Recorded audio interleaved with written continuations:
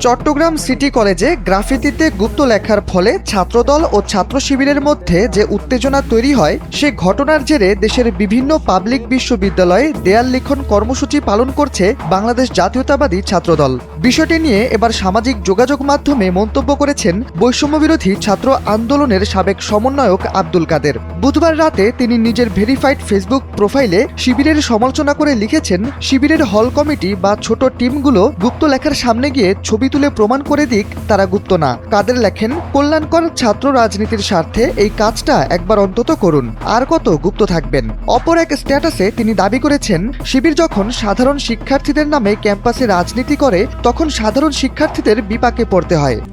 RICL TMX, যুগের পর যুগ স্থাপনা থাকে মজবুত।